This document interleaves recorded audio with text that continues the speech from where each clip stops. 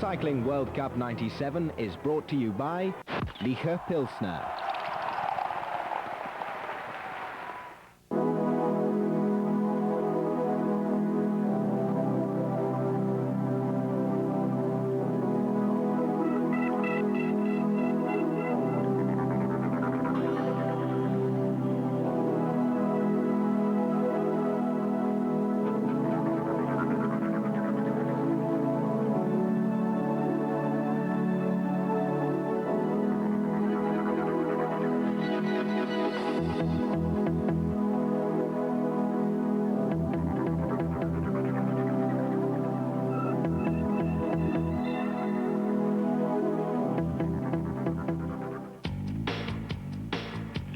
The Tour of Flanders, this year the 81st edition. It dates back to 1913. We're going to take you through some of the top events since 1962. A disappointment to me, David Duffield, because 1961, the year before, was the year that the great Tom Simpson won the Tour of Flanders, beating De Philippis in that race. You're looking at 62 here, but please, I must talk about the Bold Tom. He went with two major attacks, did Bold Tom, in 1961. The first one was 60 miles to go to catch a small group.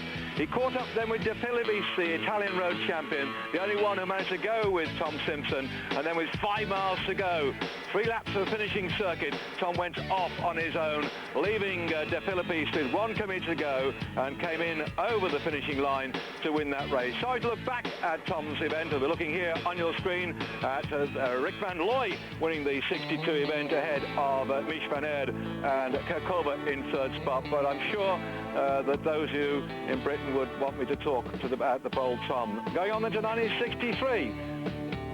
And you can see the state, the cobbles, the roads in those days not being tarmacked over, and still many cobbles exist. And in this year's coverage of the Tour of Flanders, we're going to have something like about 16 kilometres of cobbles. But in those days, these are the races for the hard men.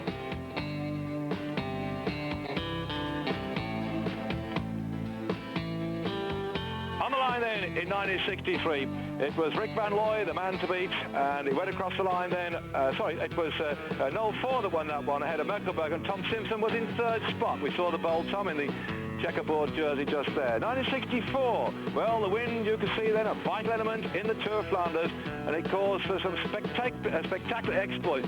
Rudy Altig, our co-commentator, actually working here with Eurosport on the Tour of Flanders, was a man that really went away. His teammate Jacques Anquetil was also in, but at the end of it all, Rudy Altig was there to take the success. Altig ahead of Behe. Joe de Roo was in third spot. Moving on then now to 1967.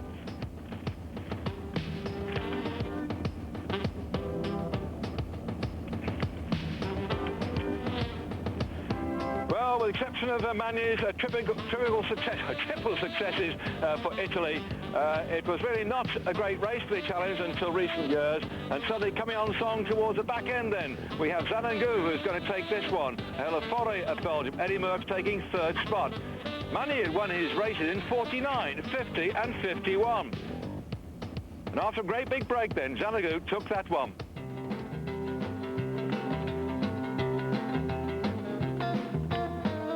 Moving on then, 1968, Roman Poulidor, Ward Sells, Eddie Merckx on the Grammont wall climb. Well, they launched their attack, and Vic van Looy is having difficulty holding the wheels. The world champion then, that he won in Holland, just didn't help him on toward the finish. He had problems. Well, he's got to go on his own for the last 50 kilometres of the race, but Vonnegut with a smile on his face means he might be in there with a shout at the end of it all. And so it was. They came down for the sprint finish then. Walter Godefroot coming ahead of Rudy Altig in second spot. Jan Janssens of the Netherlands was third.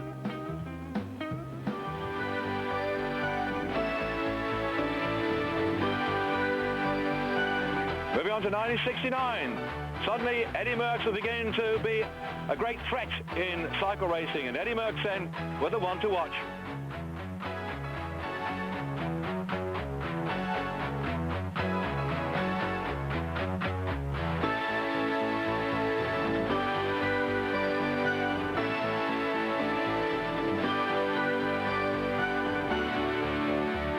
Merckx they call the cannibal. He went on to win some 500 professional races in his career. And if you want to read all about him, there's a great book being published about his career.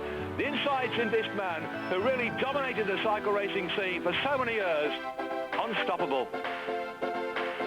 So Merckx won that one ahead of Gimondi. In third spot was Basso.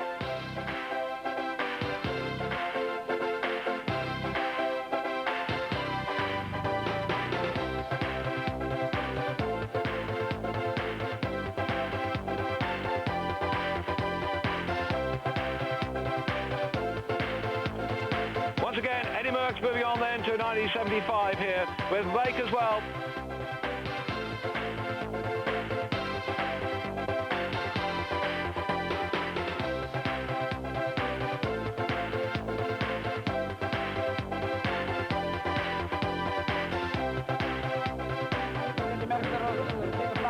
Grote vlot Frans Verbeek, Freddy Martens, Simone, macaroni, spaghetti, de frittjes, zoete melk, buttermelk, caramel. The fans are out in full flight again to watch the 1975 race. As ever, sellers are out along the route as the crowd gather as ever on the stiff cobble climbs of the Tour of Flanders. This is what it's all about. The massive climbs towards the back end, really stretching the riders. On this occasion again, Merckx and Verbeek will begin to have their old 1-2. Frans Verbeek was one of those eternal seconds. That's a man second on the line at the moment. In fact, was second no less than 18 times in major events. This occasion, Eddie Merckx went away, towing Verbeek with him. They built up a lead of over 5 minutes. Verbeek never came through. He just sat on Merckx's wheel. He could do nothing about the power and the pressure of Eddie Merckx.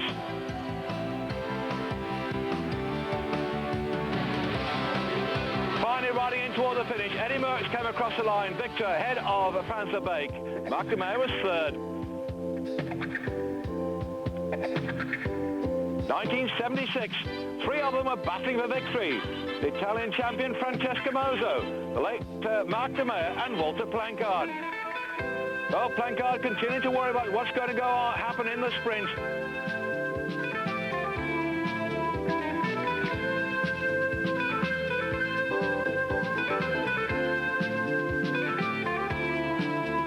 So it was, they came through, Walter Plancard pushing his way towards the front, taking the victory ahead of the Italian champion Moser. Mark de Meyer was third. Moving on into 1977. Eddie Merckx's last Tour of Flanders, his last gallant battle. He went into attack early on during the race, but Roger de Vlaminck reacted. And eventually catch the bold Merckx. De Vlaminck went on to have a puncture, but on the celebrated wall of Gramont, the old mountain, only two riders were left in the race. And suddenly, neither Roger de Vlaminck nor Freddie Martins had ever won a Tour of Flanders. So who's going to be first of these two across the line? And it was de Vlaminck who launched his attack, coming in towards the finish to take the victory, the first one of his career in the Tour of Flanders.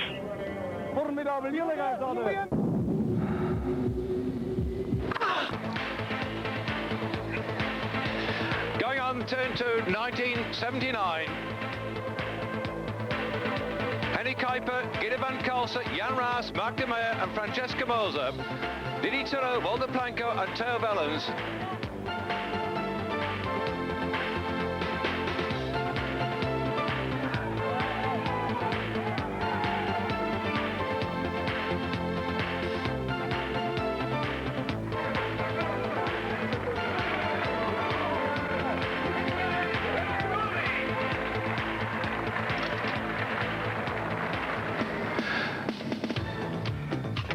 I'm sorry if you're back at home. I can't hear on my headphones at the moment what's happening out there, but we seem to have a lot of feedback, and I'm not sure that it's coming through to you at the moment at all.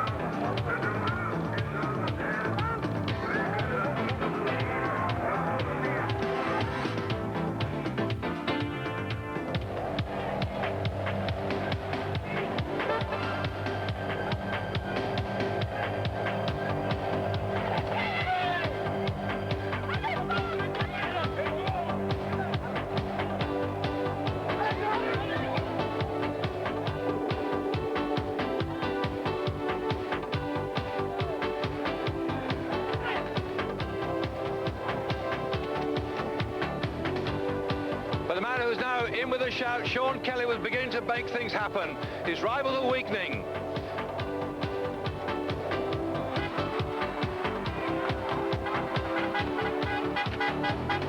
But De Bamick, playing a role model as team leader, makes a dash behind Henny Kuiper.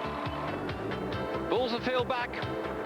But on the line then, Kuiper, who's not a sprinter, built his career around attacking capabilities. Kuiper takes first spot ahead of Jan Raas second, and Pavanage was in third spot. 1982. Well, problems here for the world champion. It goes down with a big crash. So Freddie Martins, victim of mechanical problems, is out of it. But Rennie Martins makes the most of it and breaks away. Well, they're unaware that Martins are ahead of him, and most of the riders then, looking at each other, allow this man to go away.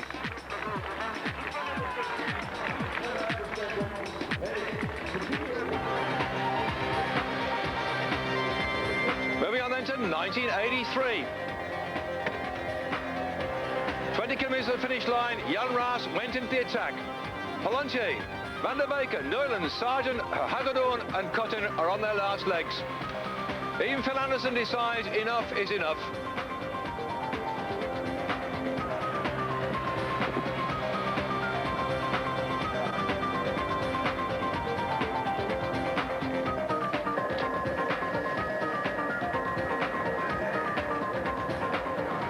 So it is that Jan Raas comes across the line to win the Tour of Flanders for the second time. But moving on to 1984. This is the year that Peter Post's Panasonic team took complete control of the race. They had 6 riders in the lead, Jean-Luc Van den Broek, Van der Aarden, Mathis. But behind them, there was all sorts of chaos on the climbs. This is fairly typical of the Tour of Flanders, and it leaves these riders then chase to close the gaps. There's Sean Kelly.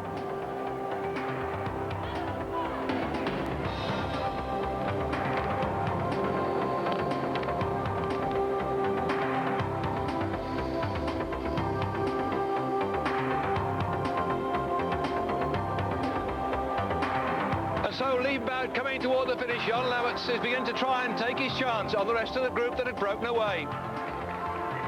Over the testing climbs, he's taken the strength from the pursuers. And Johan Lammers, always normally there, assigned to job at the domestic, comes in to take success. Sean Kelly was second. Van der Broek was in third spot. Moving on to 1985. As usual, there are problems on the Koppenberg. The worst imaginable conditions this year. Of the 173 starters, only 24 got to the finishing line. The leading group contained Phil Anderson, Henny Kuiper, Roger Rogers and Eric van der Aarden. As ever, the Tour of Flanders takes its toll on the riders. Cold, getting to the fingers, the difficulty staying upright on your bike.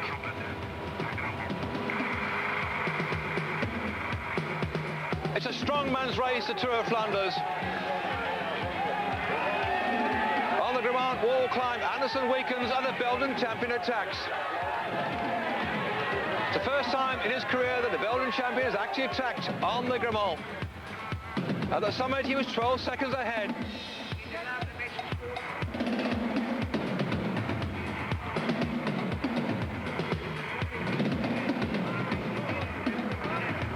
Riding then to finish, Van der Aarden dispels any doubts that he survived and wins the race. 41 seconds ahead of his pursuers.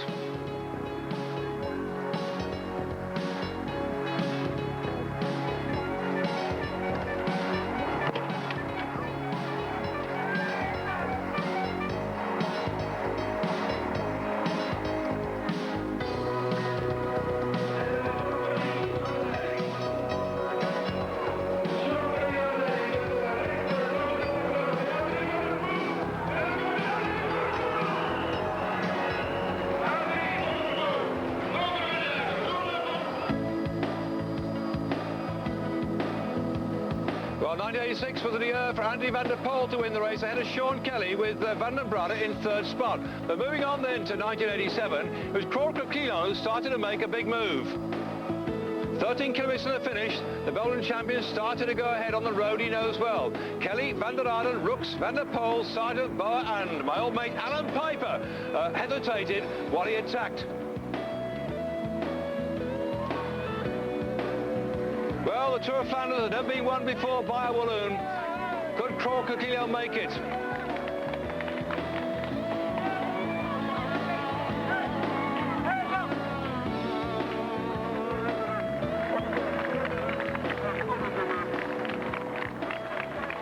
So riding into the finishing straight, Kilian took that one ahead of Sean Kelly. Eric van der Arden in third spot.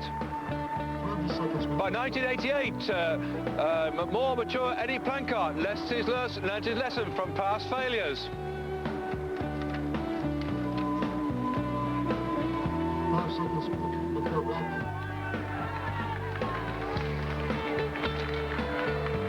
And so sprinting down what has now become established as the finish just outside Inove, the big crowd gathered who've been out there on the short, sharp climbs to see the riders in action. We're witnessing a lovely sunny day for the Tour of Flanders.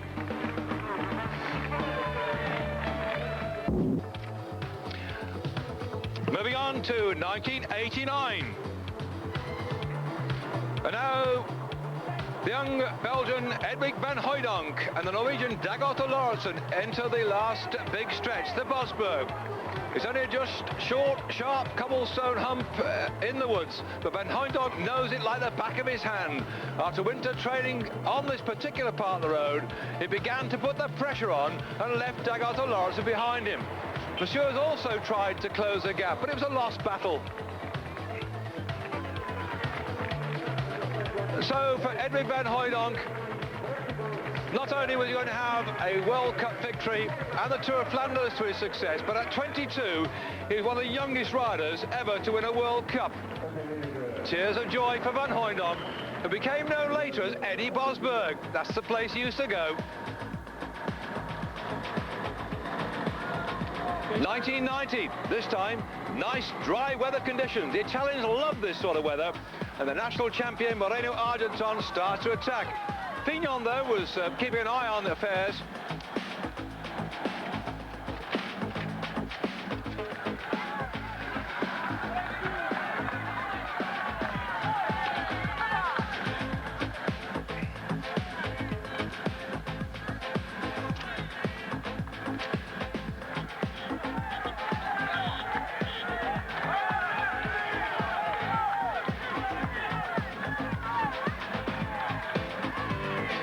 In there in the national colours of Italy, the world champion, sorry, the national champion.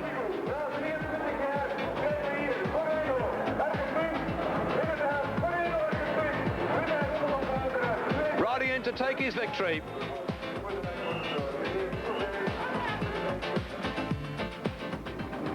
Ahead of Rudy Darlens, John Tyler was in third spot. By 1991, Jan Museo, Ralph Sorensen, Edwig Hooijdonk and Ralph Goltz, 4 men away. Well, as it happened 2 years before, Hooijdonk was counting on the Bosberg to make the difference. So that's why he's called Eddie Bosberg.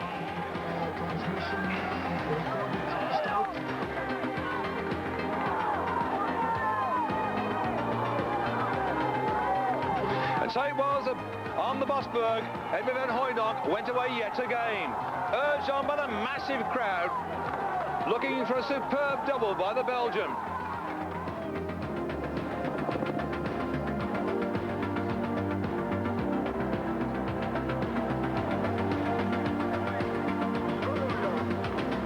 And so it was that Edwig van Hooijdonk came in to take first spot. Second time in his career, ahead of Jan Museo with Ralph Sorensen in third spot. By 1992,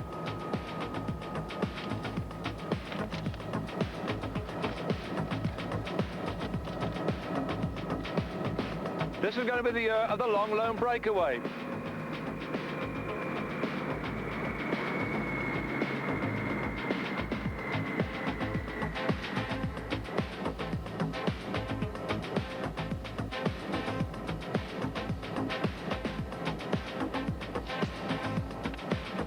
And so it was Jackie Durand out there on his own. He went away originally with Wegmuller of Switzerland, and the two of them built up an enormous lead and completely surprised the rest of the field.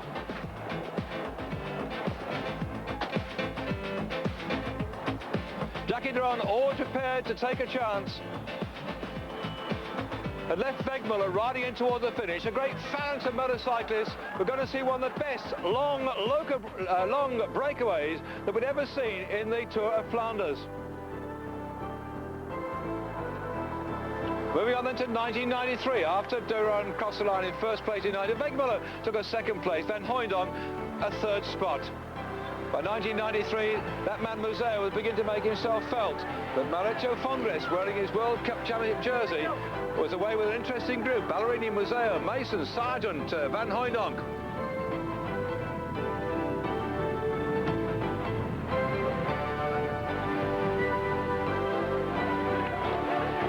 And so, on the Brackle, a small climb, 25 kilometres to the finish, the pressure is on.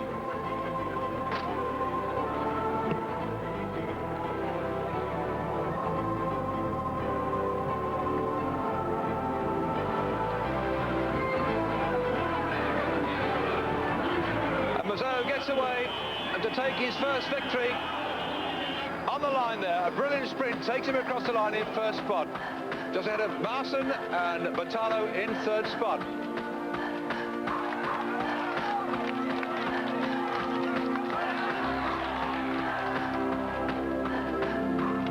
By 1994, the weather was much better again.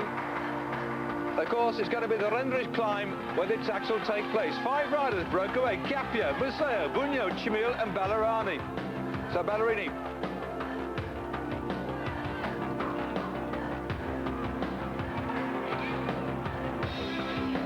But coming toward the finishing line, it's a close finish on the line. Museo thought he got it, but no way. Bugno got it ahead of Museo. Chimil was third. By 1995, Museo was looking for revenge. But despite a puncture, he caught up with the leaders, Baldato, just before the Grammont wall. It's on this climb, which he knows well, that Museo makes a decisive move. This is the one that always is a scene of great activity. And Museo is there, urged on by the crowd, and they chant his name. Chimil catches up with Baldato, but that doesn't change anything. Museo is now on his way toward the finish. Well, normally he relied upon the finish, but this was going to be a lone ride in to take victory. So it was that Museo won the Tour of Flanders in 95, ahead of Baldato, and the Chimil was in third spot. By 1996, well, the main group were not really certain what to do when they attacked the Grammont wall. The Italian Michel Bartoli attacks. Chimil, Brochard and Gonchenkov can't stay with him. But where's Museo? He's having all sorts of trouble on the climb. And so it is then that the die is cast.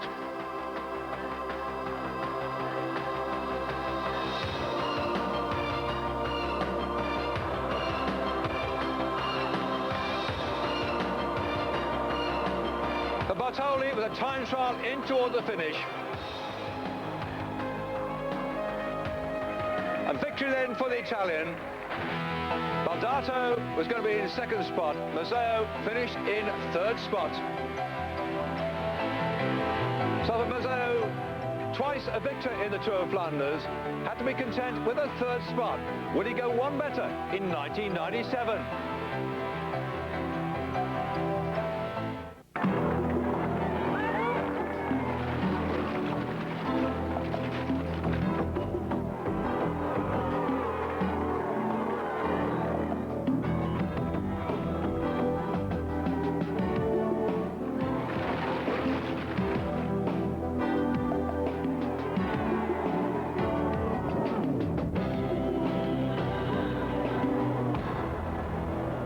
The Cycling World Cup.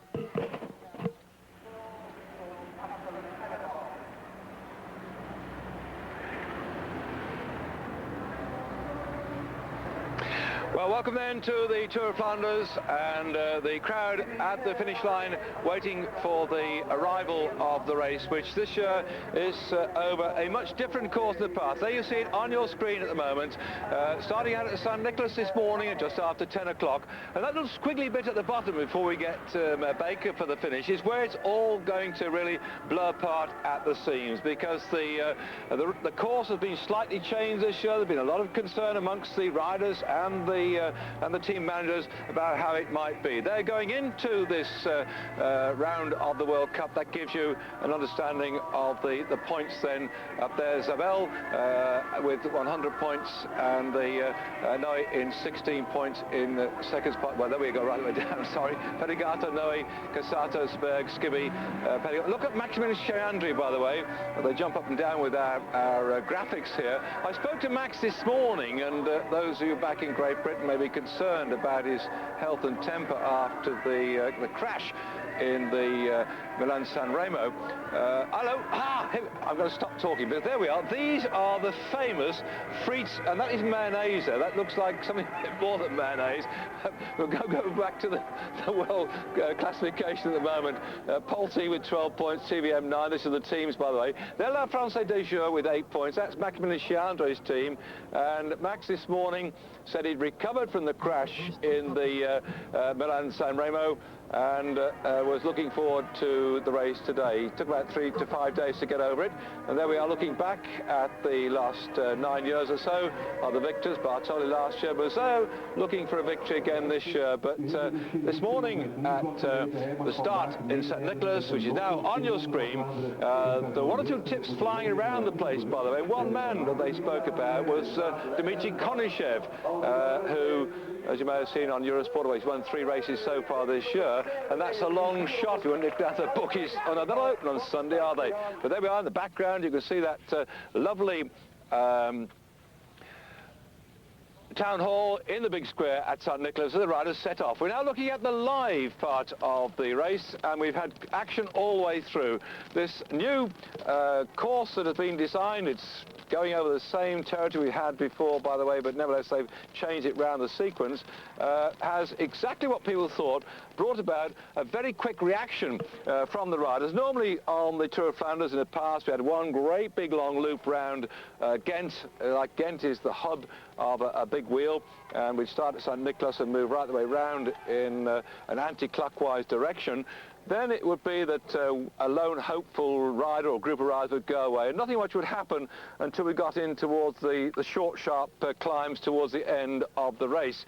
But they thought this year that because the action was going to be hitting the cobbles and the climbs quite early on. I mean, the first lot of cobbles were after some 70 kilometres, and the first climb of the day was after some 100 kilometres, that things might start to break up, and that's just exactly what's happened. We've had about 18 riders go clear of the main pack, and in that little group, by the way, all you Brits who may be sitting back at home or recording this to watch it later on, this is a time when you can have a great big cheer, because if we go across there on that second of the climbs of the day, in that little breakaway group at the moment we have Jeremy Hunt, the Banesto rider, who I spoke to last night at his hotel, and he didn't seem to be too keen about his form, by the way, but he's done the right thing. He's gone with the early attack, he's gone with that breakaway group, and we keep our fingers crossed. So here we are looking back again at the highlights of this morning and this breakaway group. As I had some riders who went away from the main pack. The lead they had, the greatest lead I have on my notes here, was 1 minute 45 seconds after some 124 kilometres had been covered.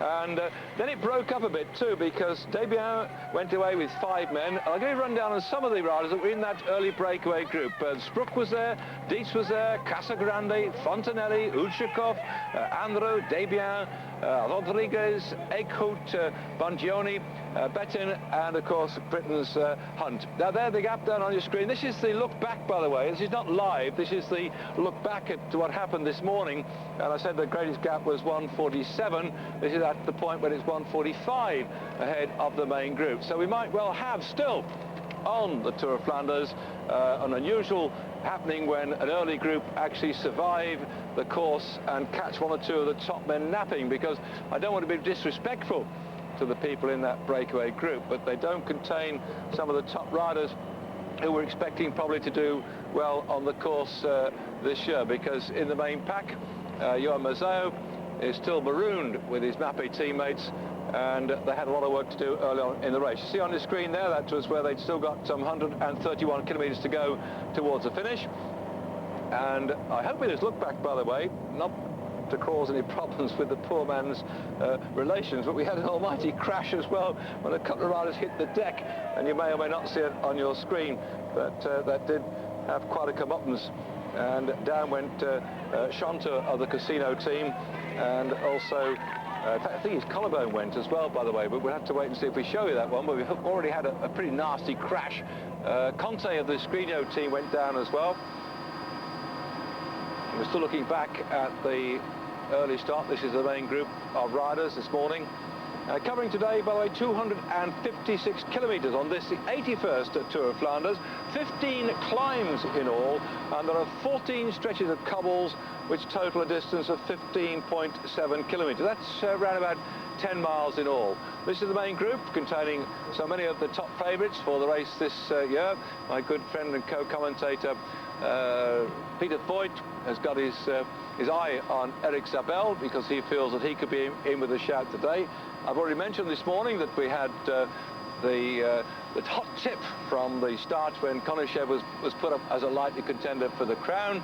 And of course, Laurent Jalabert, all you fans of the ONCE team, he's riding today, and speaking last evening to the team manager of the ONCE team, Manalo Says, he said that this is the first year that he's been involved, that ONCE have come here determined to have some success.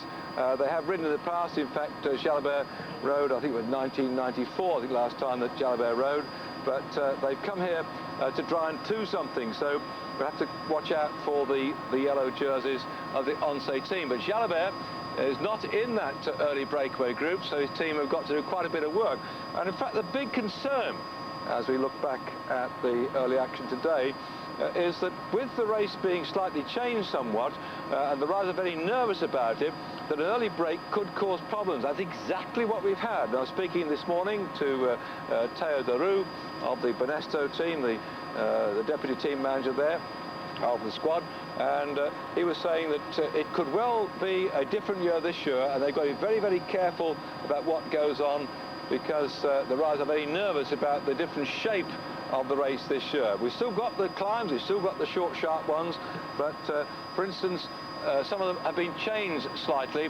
The Quermont, the old Quermont, now comes just some 63 kilometres from the finish, and there you are. That's the breakaway group on your screen there, the riders I was talking to you about, that went away and built up a lead of 1 minute and 47 seconds. There were great, oh, look at that Hunt at the top there, and that's the old Union Jack flying ahead of Rodriguez, Eku, Bongiorni, etc. So that's the breakaway group this morning that opened up a lead of 1 minute and 47 seconds, which began to split later on when 5 men went away. One thing about this Tour of Flanders, if you just switched on the box and wonder what the hell's on telly this afternoon, and you picked up this race here, you see how narrow these roads are. Well, the narrowness of the road, the twisting and turning, means that when you start out with a thick end of 190 riders, that if you're not in the good groups at the front, making your way back up again is very difficult indeed. And so you've got to be on the QV all the way through, getting the right brakes, stay on the right wheels. And of course, for some of the domestiques, their job is to fetch and carry for the team leaders, and if they get marooned in the wrong group, then boy, they're in all sorts of trouble. So it's a very interesting race, not quite as desperate perhaps as the Paris-Roubaix, which is even more grovel over the pavé, but this is a nice little sort of warm-up for it with somewhat similar conditions. There we are, talking about the cobbles, here we are. You can see at Kerkat that they're going over a cobble section here. And this is a thing that really you can't understand till you actually ride over them. You see how that front wheel's bouncing up and down? These lads, it's like sort of riding a pneumatic drill, and your arms begin to ache. And if you're going to be in a saddle for 256 kilometres in all, and your arms are going to be buffeting like you're seeing here, the big problem is that you get fatigue setting in and you get tired, and that affects your performance. So the big races like this Tour of Flanders, dating back to 1913, they've been really for the hard men, the tough men who can stand the pressure. And there we are now. They've come through Vlaanderen. We're looking at the climbs there on the left-hand side of the screen. Das, Kattenberg, Leber and Molenberg, those are the ones that they've gone over, and up on the top right-hand side you could have seen the actual route it's taking. So hang on in there. This race is going to come live on your screen shortly, but meantime we're just seeing how for once in a while we've got a really good breakaway group making life difficult for the top men who are marooned back in the main field. So it could all be down, I suppose, to the last couple of hours, and I'm going to be joined by Paul Sherwin in the commentary box, who's out there at the moment on the side of the road looking at what's going on. We hope he'll come through here and help us out in the commentary box, because we will have every opportunity of receiving his comments from the side of the road on this fascinating Tour of Flanders. See what they're doing here, by the way. I talked about the vibrations off the cobbles, and the riders will flick over onto the pavement. The spectators, knowing this, because Belgium having been the hotbed of cycling for so many years, the spectators actually stand back off the pavement and allow the riders to go on the smooth part of the course. Anybody know, turn right and ask for a cup of tea, I suppose, by going down the wrong road. Back on again, and back again onto the pavé. Thank goodness today, I suppose, that it's dry conditions, and the rain has... So look there, on the left-hand side of the screen, some riders are going down the pavement. On the right-hand side of the screen, we saw the other riders going along the road. Oh, this is great stuff. And that's your main group.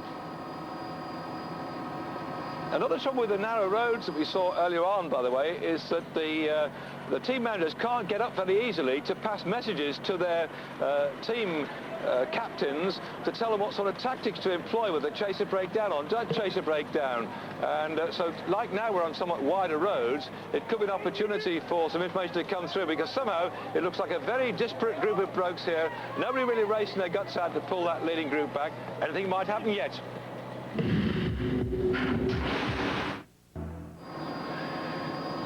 Back then with the Tour of Flanders, with 127 kilometres to go towards the finish of the race. On your screen there you can see that group of riders once again grovelling in the gutter.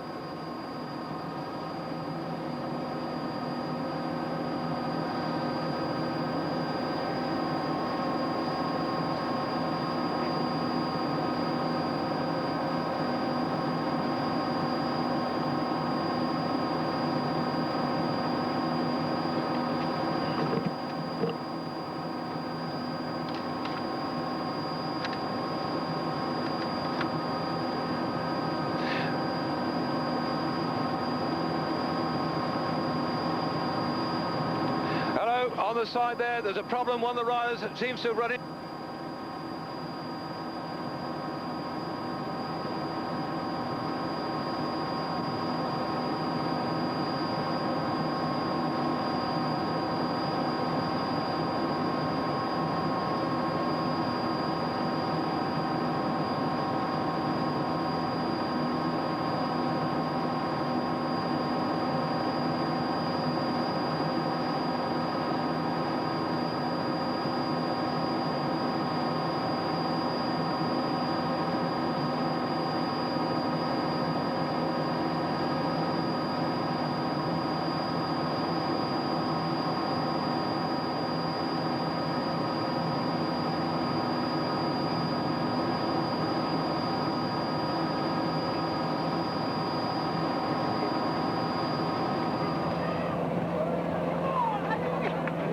And somehow I think that our early breakaway group might well have an opportunity of staying away from the main pack, but you never know in a race like this what can happen.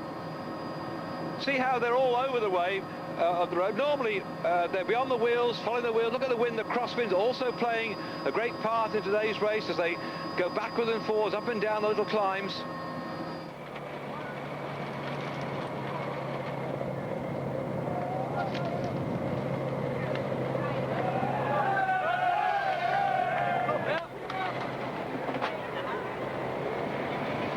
Good news to see Sherwin, the Gan rider, showing himself at the front of the field here.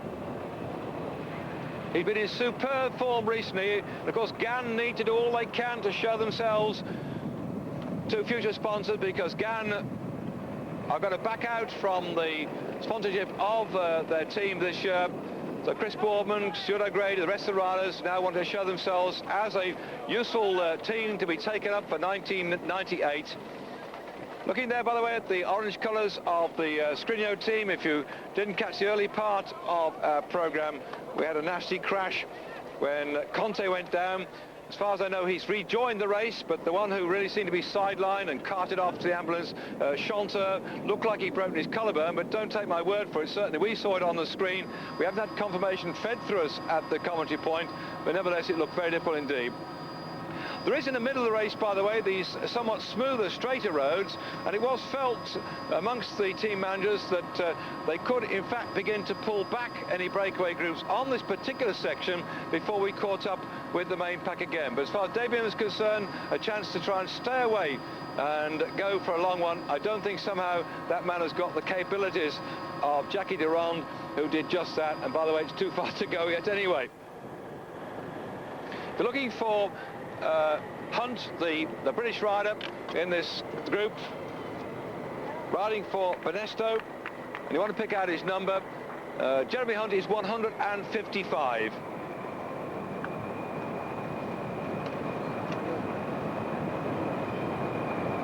Jeremy Hunt already having got a stage victory in the Tour of Portugal just about 7 to 10 days ago.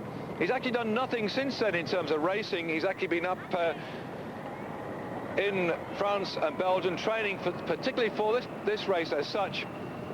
And looking at the Batik rider, 145 beginning to move away from the front. That's Gerioli of the Batik Del Monte team. And let me just recap some of the riders in that breakaway group. Spruck, Dietz, Casagrande, Fontanelli, Uchikov, Andro, Debian, Rodriguez, Eckhout, Bongioni, Bettin and Hunt. And there we are, back with the main pack at the moment, and in the midst of the field is Joan Mazzeo wearing his jersey as the reigning world champion. And what an amazing season he had toward the back end of last year, because he said at one point he was going to retire from racing scene. He had enough. He wasn't going to finish the rest of the season. He wasn't going to ride the last couple of rounds of the World Cup and what have you. And suddenly he pops up, wins the World Championship, goes on to win the World Cup as well, and so he's more or less been forced in, I suppose, to racing for 1997 season. But somehow I'm not quite sure that's a psychological move to try and upset the rest of his competitors, or whether in fact it was just that he had enough and he got talked out of it. Nobody will know, I suppose. It's certainly been rumoured that his wife had a quiet word with him and suggested he had the capability to carry on racing. Looking then at a slight repair en route here for the Festina rider. This is typical. This early look back, by the way, this is still not live. That's Hernandez of the Festina Lotus team. It's like catching a fish, isn't it, with a net? Come on, boy. Gotcha.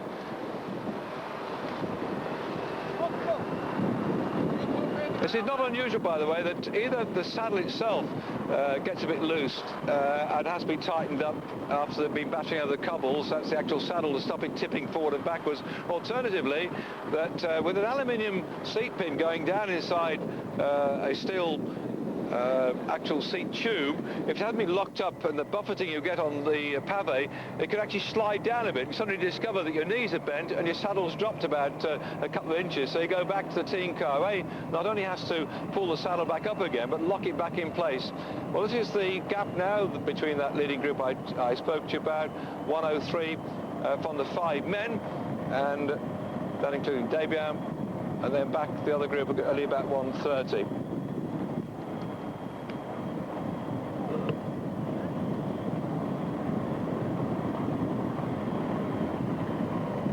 Max Shandry this morning was saying that in fact he would prefer that the course today had been covered in the wet stuff and it had been raining. And I said, why is that, Max? He said, well, he knows that quite a number of the top riders just don't like racing under these conditions, on these roads, when it's pouring with rain. And if they just miss a break or have a few problems, they're inclined to turn back and say, OK, there's always tomorrow. And he loves the hard conditions. I say, is that because you're born in Derby? He said, no, I just like riding on the wet conditions. It makes it much harder for everybody else. So as far as Max is concerned, it's not going to be one of those days. You can see how dry it is. The sun is out. A good crowd is waiting at the finishing line for the riders to arrive. The only big problem, as you can see there, by the way, the wind isn't that bad. That's a helicopter that's blowing all the grass like that. But it is a nasty crosswind, and out of the sunshine, it can be quite chilly too.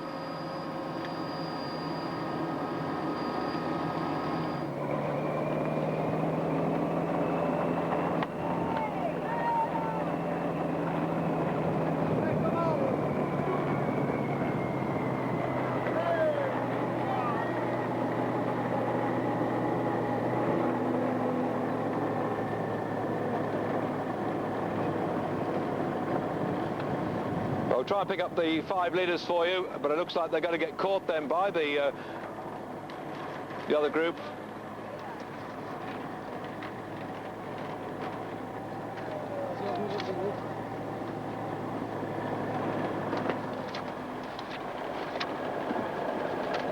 This is turning out to be quite a fascinating Tour of Flanders. We normally come on air only in the last hour and a half to 2 hours or such, but we're giving an opportunity of looking back at some of the early parts of the race, which has been very active indeed. I think my experience at Tour of Flanders, often nothing much happens until you get the last 2 hours, but thank goodness they've been racing virtually since the word go this morning. And that, I think, is very good for the sport. We've seen so many changes in the list of those riders who will be finishing first this year, that I think being for a good year. And in fact, we were discussing only last night that possibly the way in which, for instance, that Indurain has now retired from the scene in Spain, that suddenly the Spanish are all having a go to take over. Look at this now. Oops, do you see the horse in the background? I hope we're not going to have another challenge like we had in the Crit International. But you see the sight here on your screen now. Riders all over the place. Team tactics out of the windows. The riders grovel to get in the wheels. This is bike racing at its best. Real good stuff too on Eurosport. Live we're going to be showing you towards the back end of the race, but much of it look back at what's happened today. And I'm fascinated by it. I hope you are too. Back then looking at the action from the Tour of Flanders. This is a look at the highlights of the early part of the race, by the way. I don't suppose as far as he's concerned here, there's exactly a highlight for his day's activity, but that's Callum Poles of the Palmans team, who had to rejoin the race. See how he suddenly gets on his bike and jumps in behind the team vehicles.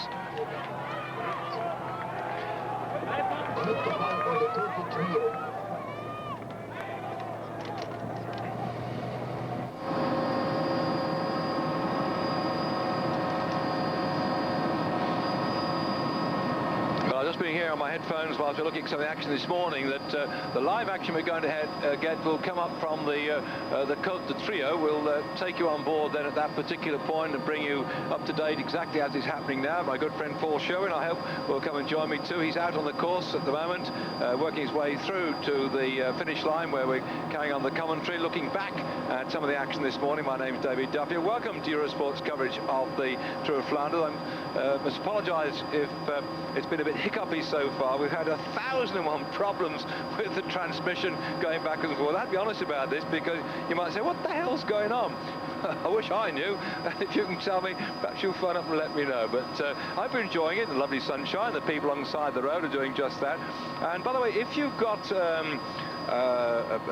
one of these computer things on email, if I can find the number for you somewhere amongst this massive pile of papers, there is in fact a website number for the Tour of Flanders now, where you can pick up the information of the race as it happens, and they will be able to sort of whack it up on your screen. You'll be able to look back at past history of the Tour of Flanders. You'll be able to look at the course this year as well. So that's going to be on the old email site, and if I can find the number somewhere amongst my bits of paper, because we had a few problems today.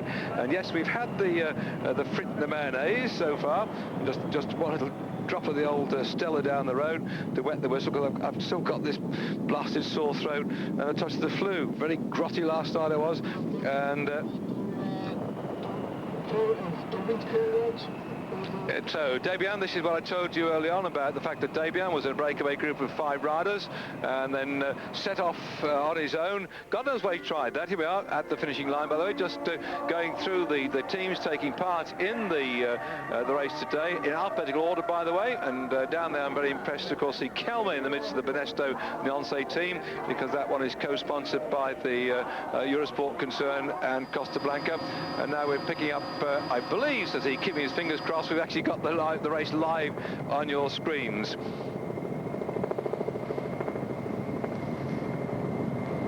Yep, so it looks like we're back live now after picking up the teams taking part in this race.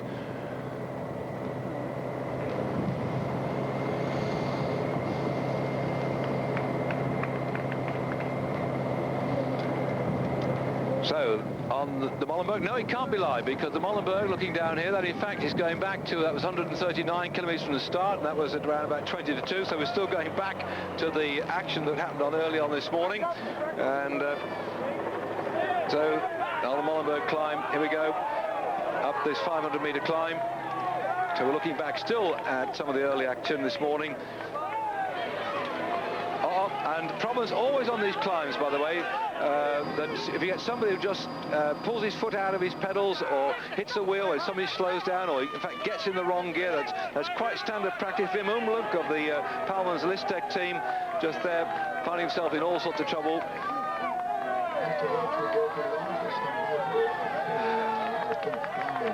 Well, we're getting information over our headphones here that it looks like we're going live in 1 minute from now, so hang on to your seats. We'll try and pick it up and tell you where they are. And I'm sure if you sit there now, fascinated like I am at watching this race on your screens, we'll be able to see what's happened in just a moment. I'll do the best to fill you in as I can do. But certainly that was on the Molenberg. Omloop then in all sorts of troubles, and that was about 1 hour ago. So we'll be up to date shortly. And according to the little list we've got here, if we go on air this Central European time, just on 2 o'clock, 1400 hours, we should be round about a level crossing. This is still looking back at the problems this morning, by the way, as we go through Herne, then into Bavair, and then the next big climb we should be getting, I suppose, round about 1443. Yes, we've got to go there yet a while. Will be the one of the Kliesberg. So this is the gap in the middle, by the way. They were so concerned that we were having the early climbs, because prior to early on we had 4 climbs. The climbs at Ries, Mater, the Leiberg and the Molenberg, and then this big gap in between after Molenberg of something around about 100 kilometres, that the whole thing would probably regroup, or as I think may well happen, that breakaway group might stay away. Then we come in towards some 75 kilometres from the finish at the Kliesberg, that big gap in the middle. And there you can see on the screen now, 70 kilometres to go. Yes, we're now live on Eurosport. Welcome to your back there in Great Britain, and we are now over the Kliesberg, because that's 70 k's to go, and we're heading in towards the Kliesbergen, which will be 67 kilometres from the finish, and the 6th of the 15 climbs of the day.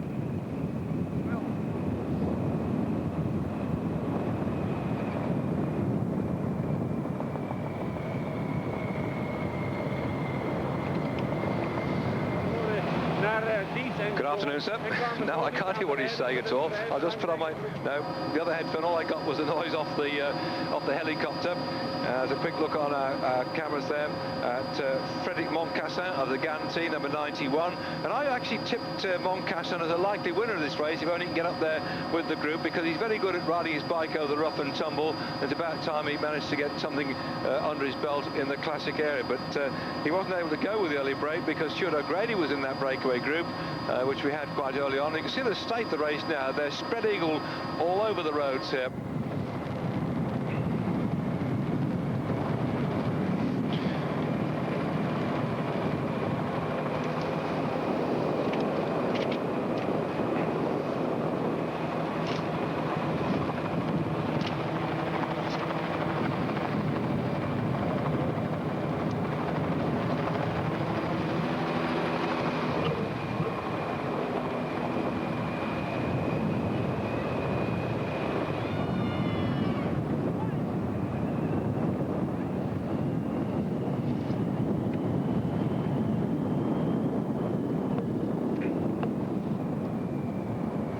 As we suspected in this race this year, that certainly the the change of course has completely altered the progress of the race, and the little groups, every man for himself at the moment.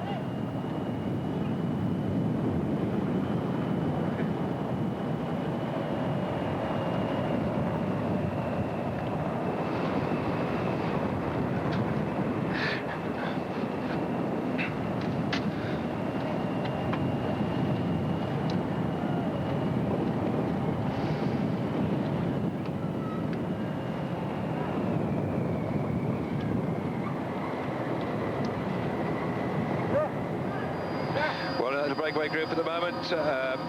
We have Tristan Hoffman from the TVM group.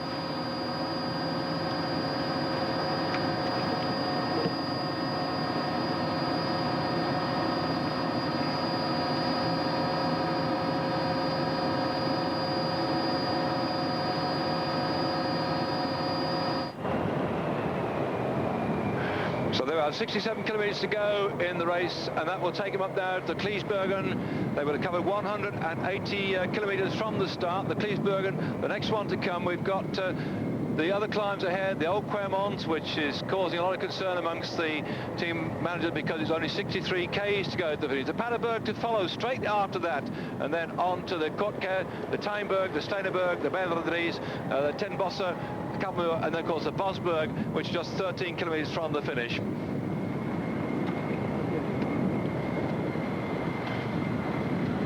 Well, there's a man, André Taffy, who needs no introduction to followers of the cycle sport. The big strong man himself then, winner last year of the Giro Lombardie. Now in with a shout this one. I'm still waiting for confirmation that breakaway group has been caught back, because we're now live with this one. And I say we had all sorts of problems with the field in contact with what's been going on so far. But nevertheless, the problem so far, we had that breakaway group then, about 16, 18 men. We saw that on television. We were looking back at what had been happened this morning, and now they come live onto the Tour of Flanders. It looks like they've regrouped. So far, I can't exactly confirm that there's no breakaway, but from my money, looking at the screen now, it looks like they're all coming back together. I'm sorry we didn't have confirmation of that between what we saw looking back at this morning's racing, but as I explained to our viewers early on, we had all sorts of problems with the sound and with information coming in, and I hope you'll just bear with us and just stay on board for the rest of the race, then working its way in towards the finish, because really now, if it's all more or less back together, the top brass can really start to perform. I am joined in the commentary box by Paul Sherwin. I'm just going to check, in fact, Paul, can you hear me? I can't hear you at all, David, at the moment, but I can hear a little bit of the words that you're saying coming through over the noise that we've got here in the commentary position. Well, if you put take your right headphone off, that one, over there, and we'll talk that way, then we'll talk that way, you see, because there's something gone terribly wrong with the electrics at the moment, and if you take that one and just work with the left-hand ear, we can hear what they're saying in Eurosport, and then you can hear me from your right-hand ear, and I can hear you too. Paul, nice to see you here, by the way. We've worked in the past on the telephone when you were with the Motorola team out there watching races like this, and I've been saying earlier on that because they changed the course this year, it seems a much more different sort of race. How do you read it? Everybody's tactics have changed an awful lot because nobody really hang on, knew. We've got a cue point coming up, so I'm going to... You're new to the seat, just shut up.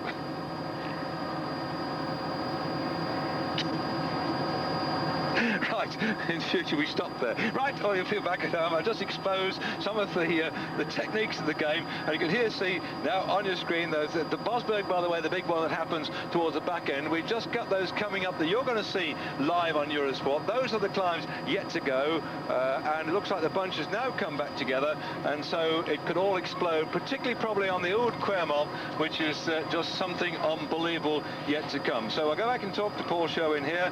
I was saying earlier on, if you just joined us on Eurosport, that the race this year seemed to be very different, the way in which we had early hills, then a gap in between, and then the Quermont coming towards the back end of the race. Paul, how do you read it?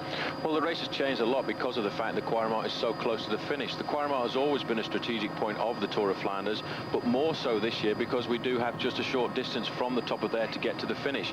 In the past, if you had a little bit of bad luck going over the top of the Old Quaremont, you still had over 110, 120 kilometers to get back into the race.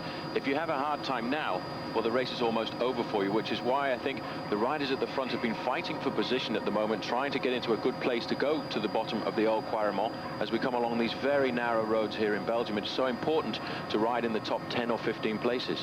Well, there we are, coming up then towards the Notberg. They will have covered 67 kilometers, 67 kilometers from the finish.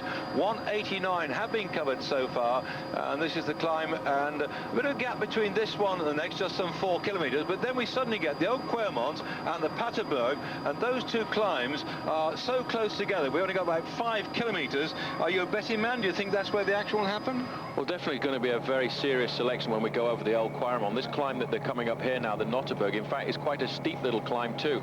And the riders come up to the top of there and come out opposite the top of the Old Quaremont, where they'll be coming up in just about 5 or 6 kilometers time. They plunge down into the town of Kloosbergen, a sharp right-hand bend, and then they're on the bottom of the slopes of the Old Quaremont. So it's a very technical part of the course at the moment. Everybody you see waiting a little bit to see if they can move forward. Interesting though to see a little earlier that Telecom were doing an awful lot of work trying to bring their man Eric Zabel, who's the current leader in the UCI World Cup, trying to get him back up to the front to keep him in a good position for these climbs. I think Zabel's going to have a hard time towards the end, and when we do have this repetitive climbs, it's going to be men like Johan Museo and Jalabert who are going to come to the front.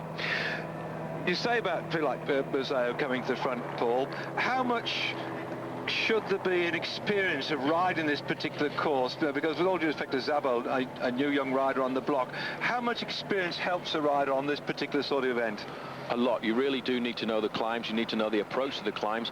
All of these riders will know, for example, the ones who've had the experience of riding the Tour of Flanders before, they'll know exactly which house where they need to be at the front at. They'll pick out pinpoints on the horizon and know that a certain tree is only 50 or 60 meters from the left-hand turn or the right-hand turn, and they will know then that they have to make a last risk, because after that there's no chance of moving to the front, especially on the early slopes of the Old Quaremont, which is a very narrow road indeed. Only 4 or 5 riders a breadth.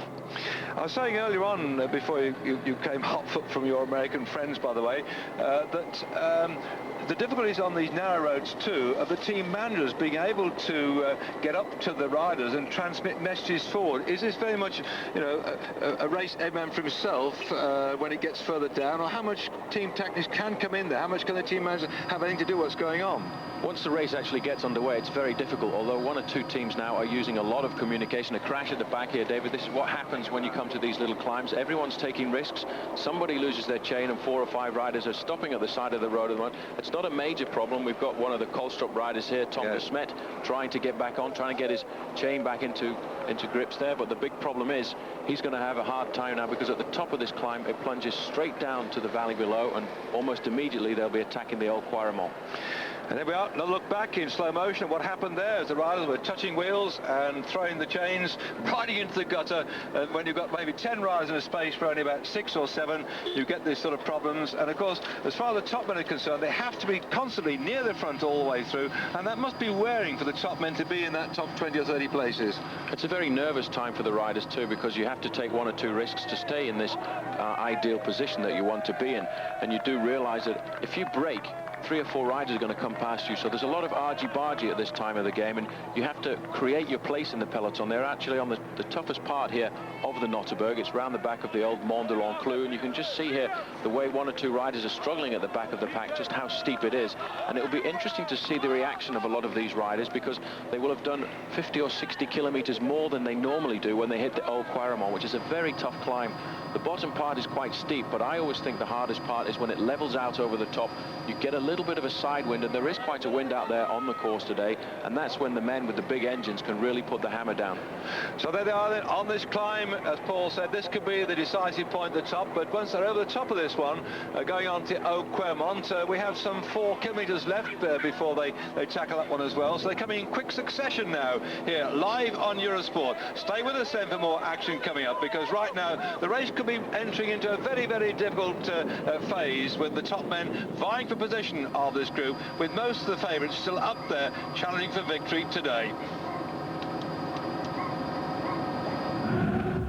Welcome good afternoon to you. Just another welcome to Eurosport's coverage of the Tour of Flanders. We're more or less getting the steam off our brows at the moment after a rather hectic start today. If you've been tuned in since the programme started, we'll look back at the earlier Tour of Flanders. I'm David Duffield, and I now more formally like to welcome Paul Sherwin to join me here. And we're looking at what appears now to be a big bunch of riders all together. We've come over the top of the Knotberg. We're heading towards the Haute Quermont. We've got round about just some 64 kilometres to go towards the finish of this race, and still a lot of the favourites are in there. I'm going to talk to Paul about who he'd like to pick as a likely favourite today. But just to let you know, we did have a lot of early action in the race when we had a breakaway group, about 15 or so men, including Spruch, Dietz, Casagrande, Fontanelli, Uchikov, Andrew, Debian, Hunt and Damien. We're now looking back at a replay of these riders going on either side of the road. Fairly typical tactics on these roads in Flanders, where they shot anybody. And one man who went away in that early breakaway group was Jeremy Hunt, the rider from Bernesto, our sprint specialist from Great Britain, who we kept our fingers crossed, but it looks like they've all been caught back now as we go around that tight bend. And we just about see, I hope, no, there we are, one taking a shortcut across the pavement and back out the other side. These are fairly typical tactics, by the way. I think that if you're going to be a rider in Belgium, Paul, I mean, I used to ride a bit of cyclocross. You've ridden out here a hell of a lot, but I think that people who've ridden a bit of cyclocross, because Museo wasn't bad at it, Chiappucci wasn't bad at it, that you must be able to handle your bike more than what I call on the average bike racing roads. You've certainly got to be very acrobatic, especially in these races like the Tour of Flanders or even next week in Paris-Roubaix. You've got to be alert all the time, and that's the important thing. Once you start to get tired, that's when riders make mistakes, and that's why it's so much easier to ride at the front. You can see now TVM are at the front. I would have thought to see Mappé here at the moment to try and make sure they could keep Johan Museo and Andrea Tafi in the forefront. This is one of the last streets before we go into the very narrow streets just at the bottom of the Old Quaremont. TVM really feel that they've got a great chance today. Their man Henrik van Dijk, he won the Grand Prix E3 just a week ago. He feels on very good form indeed. They've lost Jesper Skibby, but I still feel, as we were talking about favourites, that Johan Museo must be the #1 favourite today. He's won the Tour of Flanders on 2 occasions, and but for a silly sprint against Gianni Bugno, that could have been 3. Well, we'll have to wait and see. That's some time to go. You mentioned Henrik, by the way. For the followers of Henrik Redant, he was one of those who came down a big crash in the 3 days at Japan. I spoke to his team manager, Kees Preem, last night, and he said that Henrik is not very well. Not saying he's critical, but it looks like Henrik, who was going to retire on the 1st of May, might well knock it on the head and become the deputy team manager of TVM. Henrik, wherever you are, if you get the message across the British Eurosport, we wish you well in your future. I remember one year he fell off about 9 times before the season they were done with, but what a great character, and we look forward to talking to him as the deputy team manager of the TVM. So TVM very strong there, yes, could be their shout for the day. Museo, yeah, I suppose so, but somehow, you see, Paul, when you get these sort of star chaps like that, somebody can slip the net perhaps. Well, a man who might do that is Rolf Sorensen. You can see the orange jerseys in 3rd and 4th position here of Rabobank, and Sorensen riding exceptionally well too. He won the final time trial of the 3 days of Panna just a couple of days ago, which is why his team have got a very high morale at the moment. They feel that he's got a great chance of taking victory here. He's always been in at the kill of the Tour of Flanders, but he's never quite come up with the goods. Also a man like Max Schiandri. Max has always ridden well in the Tour of Flanders, and maybe this year will be the year when he can have a little bit of luck, because as you do say, when you have a super favourite, which Johan Museo was this morning, then it's very difficult to walk away with the victory. This is Peter van Petegem, another good TVM rider on the front. He knows the Tour of Flanders, he knows this climb, and he's definitely starting to open up quite a gap indeed, looking over his shoulder now to see the damage that he's doing on the rest of the field. Well, Belgium seems to be on a bit of an uplift at the moment. Van Petegem, winner of the Het Volk earlier on this year, and he took that in his stride. We've seen so many of the Belgian riders, like Van Dijk, who say took that Halle-Baker as well. Nations come up and go down, don't they? Belgium seems to have gone through a very bad patch, but now suddenly they're beginning to get, apart from Museo, of course, they're beginning to get 1 or 2 other younger riders coming through. I mean, this fellow just riding way off the front. A former champion of Belgium, but let's bear in mind this is the Tour of Flanders. This is the celebration of the whole of Flemish cycling, which is why you've got all of these riders from Belgium trying trying to ride well, trying to be at the front. And in fact, Peter van Petegem here showing a very clean pair of wheels to the rest of the peloton. He's really opening up a gap there, and he's in an ideal position, because what will happen now when they go to the false flat over the top of the climb here, that's when the big guns will start to open up, and that's when the big split could happen. And then straight after this climb, we're going on to the Patersburg, which is a tough climb. So that's it, and we get to Patersburg. That will be just 58 kilometres from the finish of the race today. They've still got, 1, 2, 3, 4, 5, 6, 7 more climbs yet to come. They get less serious, I think, towards the end to a certain extent, although there's a nasty one before the final one at Bosberg, the Muir at Kappelmuur. But nevertheless, you can see the damage is being done here. I was saying earlier on the programme before you joined us, Paul, how the buffeting these riders get on these climbs. It's unbelievable, the sort of aches and pains that set in, isn't it?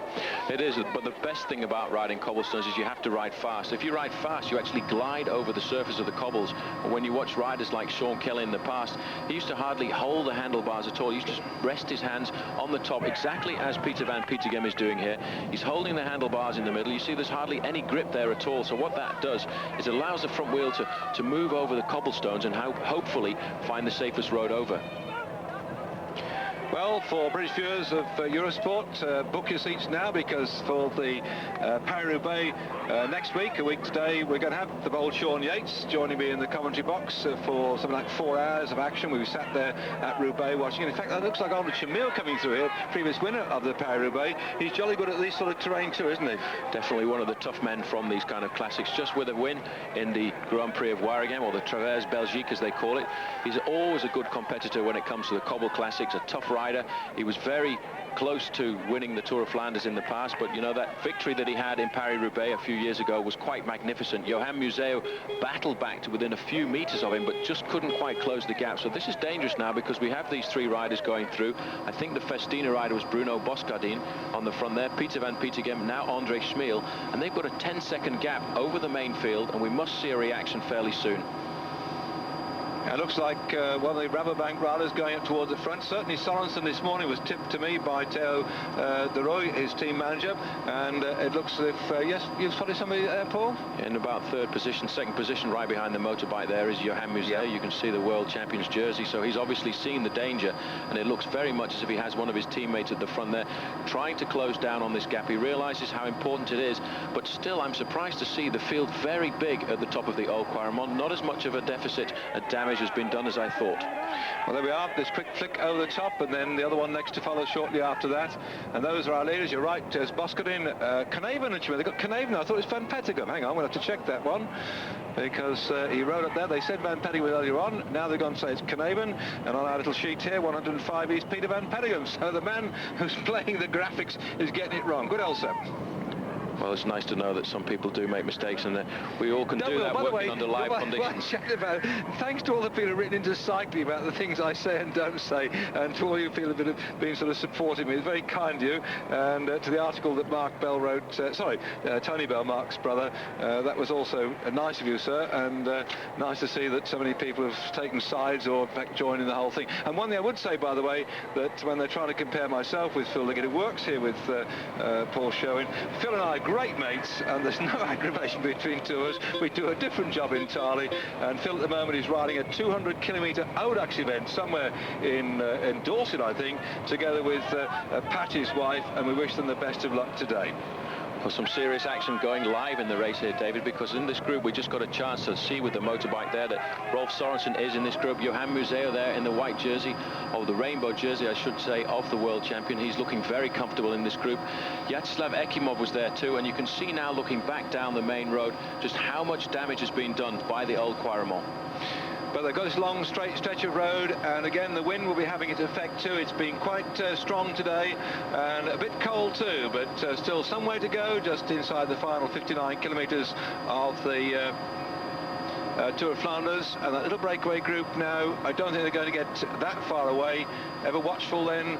The Mappe team, certainly one of the strongest teams. They've got Ballerini in there, Bowmans, Layson, Wilfried Peters, Andre Chaffee. I mean, what a roll call of honour that they've got in that Mappe team. And so if they can pull off the sort of tactics they pulled off in the Tour of Flanders, they got the Paris-Roubaix, when they got first, second and third, then today maybe they're going to try and repeat that one. We're now on the Paterberg, the second climb behind the the Oak Quermont, coming very quickly indeed, back to back, and there may be a few tired legs now. We could be seeing the split that we're expecting in this race. Well, a serious split there, David, around about 15 seconds, and the Patersburg has been put into the Tour of Flanders actually to replace the old Koppenberg, which they thought was really not part of cycle sport, because it ended up really being a major cyclocross, and if the weather was bad, unlike today's conditions, probably only 5 to 10 riders would ride up the Koppenberg, so they decided to take it out and put in this new climb to the event, the Patersburg, and I think it has made it a much more competitive cycling event, even though it was quite good fun, and I do remember myself on 1 or 2 occasions actually walking up the Koppenberg. Well, before you came to join us, actually, Paul, we had a look back at a half-hour program of some of the Tour of Flanders from 1962 through, and we actually saw them doing just that, bike on the shoulders, running up there, looking just like a cyclocross. And as I said to the viewers who were watching then, I was very upset. In fact, we didn't see 1961 when Tom Simpson won the Tour of Flanders, but nevertheless we saw just what you're saying, what looked like a bit of a cyclocross, which isn't really bike racing at this level. So I suppose now the sport's got so much commercial interest and become so sophisticated, certainly we can't have the rough and tumble cyclocross, but yes, that's probably taken out one of the epic old things, because to me, looking back in the old books today, like Brick Shot and so on, the way in which they actually force them out of the cobbles, and look at how Museo goes through it at the moment. You can't take out all the rough stuff, can you, eh? Well, it was just leave something in there. That was just a gentle touch on the shoulder to the man in the yellow jersey, who in fact is Laurent Jalabert, and that was, I think, just to say, Laurent, I'm coming through.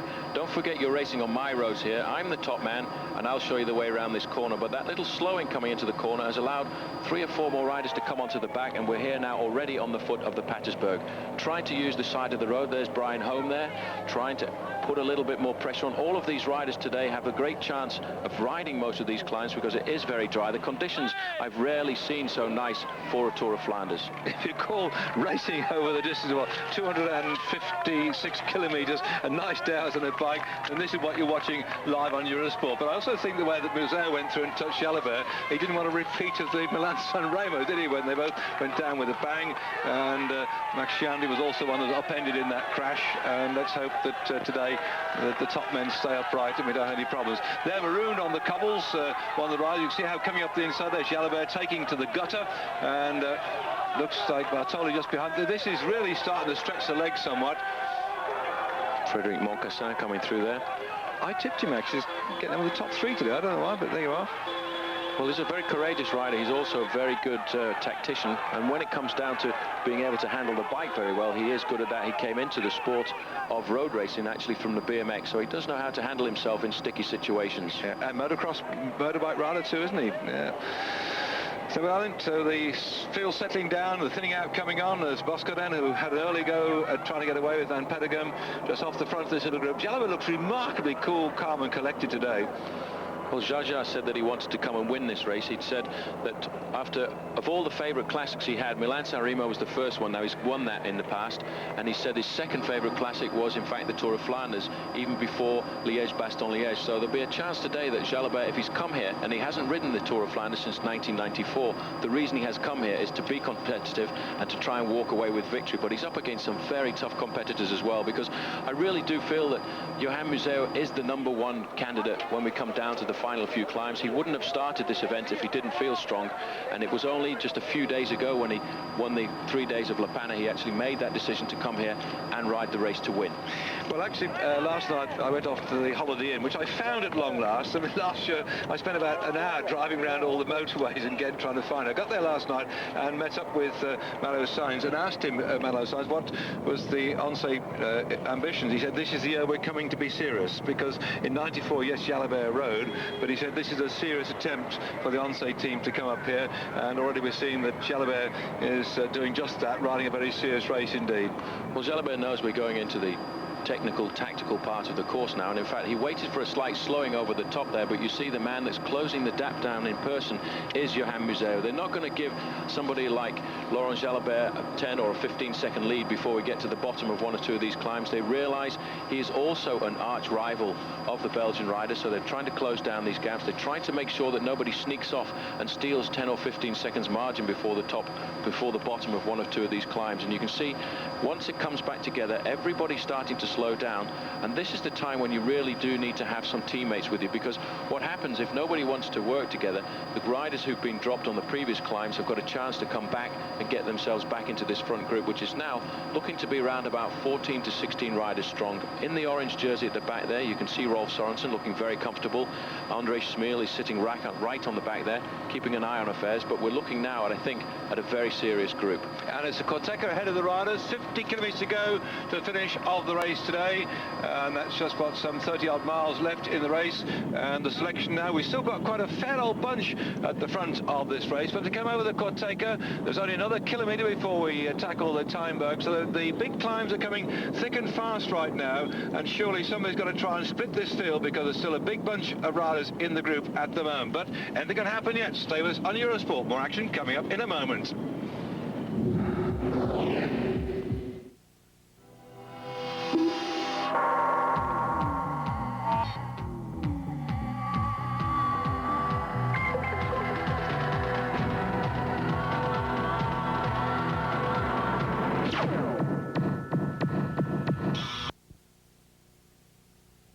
Sports coverage of the Tour of Flanders. Little breakaway group tried to prize themselves clear on the twisting narrow roads before we get up the next climb of the Haute Quermont, which will really, I suppose, blow this whole thing apart at the seams. And ever watchful then, you can see here the Mappe team with some strongmen. That's Ballerini.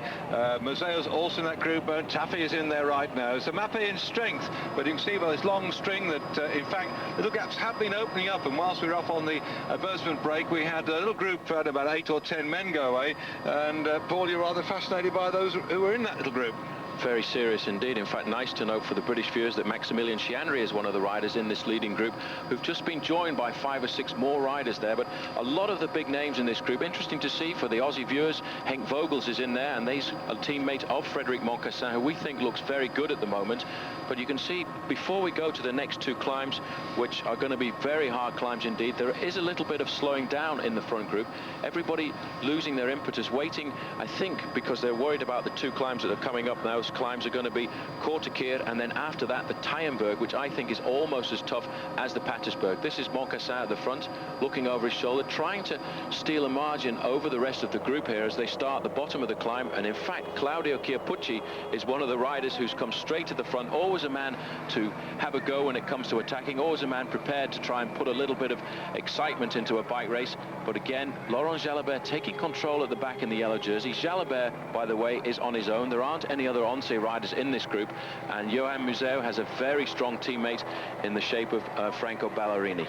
Well, just you watching there, if you're watching Eurosport the first time, the yellow colours is Jalabert, just lying off the front, and we're seeing Claudio Chiappucci in the new colours of the Askits team this year, a bluish coloured jersey sat down there. The rainbow jersey is that of the world champion, and also the World Cup winner from last year, Johan Museo. As we flick back down there to Chandri, number 71, he's looking jolly good. In fact, was Chandri this morning. Pondris is number 61, who's had a lot of back trouble recently. There's nothing worse to the bike ride than back trouble, is there? Well, especially for Maurizio Fondris, because a few years ago he had a discal hernia and had to have an operation on his back, and he thought his career might have ended. That after a year when he'd actually won nearly 25 races, so he's had a long, hard road back. And he felt that this year he had great shape. He was in good form in Tirreno Adriatico. He was looking forward to being a favourite when he went down to Milan-San Remo, and then all of a sudden this back problem crept up on him. But I think, talking to the people at Cofidis, the problem has gone away, and it looks to me as if he's in pretty good shape. Well, look in good shape now. Jalabert romping up the hill right now, making it look like a Sunday afternoon stroll, but on his wheel, Museo has closed that gap down at the moment.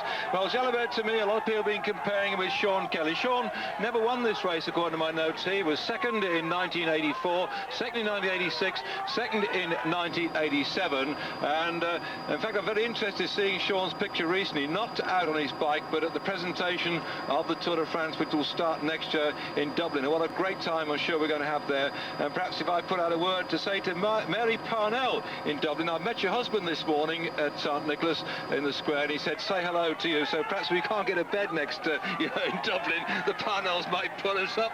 It's going to be some humdinger out there in Dublin for the start of the Tour de France next year. And for Sean Kelly then, not having won this race, and for Jalabert, not having won this race. Well, let's see what happens this time round. To me, I think Sean was a much more of a harder man than Jalabert. Jalabert is a rounded man somewhat, but nevertheless, both have similar characteristics. I think they have similar characteristics in the fact that they can race for a very long time through the season, but what's happening here in the race at the moment is very important. We have a very strong group going clear.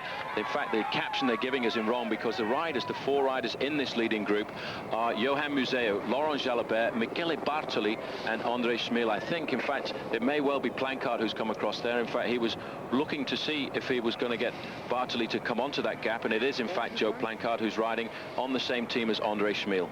Well, the Plancards have got some reputations in this race. Eddie won it in 1988, so the family have got great significance. And I seem to remember Plancard falling off as well in one of the bends around about the same time as well. So the Plancard family have got a vested interest in this race, and the Belgians likewise too.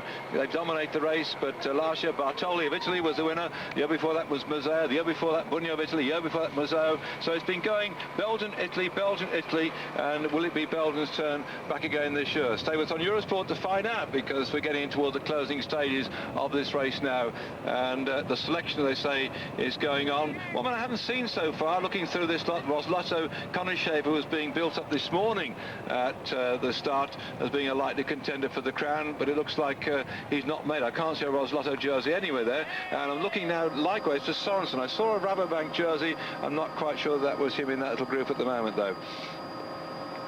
Well, these riders in the group behind of this split are going to have to put some serious effort in now if they want to catch these 4 leaders, because the 4 men at the front are good contenders for the overall victory in this Tour of Flanders. And let's bear in mind, we're not too far from the finish. In fact, well inside 50 kilometers from the finish line here in Merebeke, and you can see the gap up to 12 seconds at the moment, and in a very short time they'll be on the slopes of the Tyenberg, which is a tough climb. That would give some of the riders in that group behind the possibility of leapfrogging across, but leapfrogging across to men like Jalabert and Museo is not an easy task.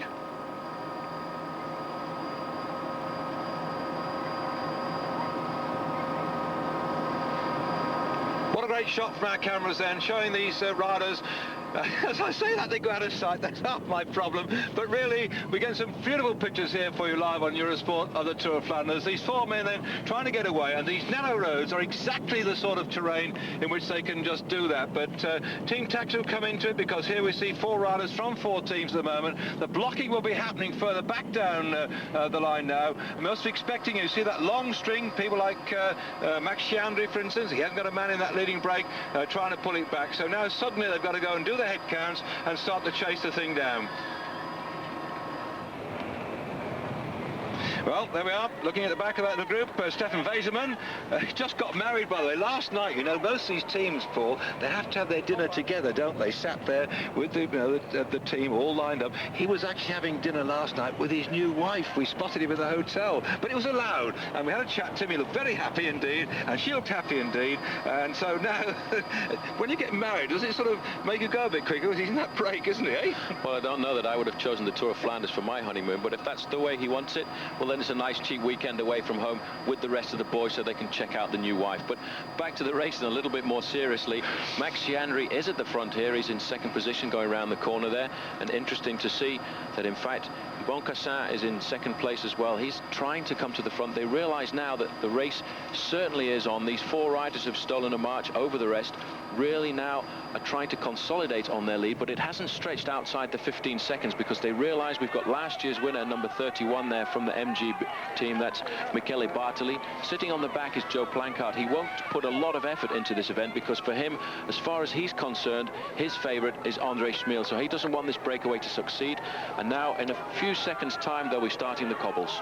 Well, there we are then, the small cobble road laid in 1985 actually, 475 meters in all, and there they go up towards. It's a very nice picturesque town in the Flemish Ardennes, and suddenly the gap is coming back now. As Paul suggested, they're going to start putting the hammer down here, and there's too many people I think in that chasing group from different teams at the moment to allow that little 4-man group to succeed, but they showed their strength, and now they're going to wait for these rest of these riders to come up. So in fact, on the climb here, 49 kilometers to go to finish of the race today, the 10th climb of the 15 climbs in the race. The Tyenberg is the one they're on now, and they're all, as ever, stuck in the gutter.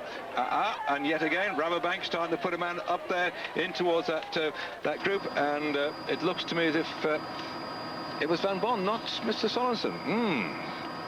Interesting. Jalabert's trying again. This man really has come to the Tour of Flanders with a decision to go out there and give these guys a race. He knows that we're inside the last 50 kilometers, just a little bit more than 1 hour's racing left. Jalabert doesn't have the experience of these cobbled classics, but he's obviously been here to check it out before.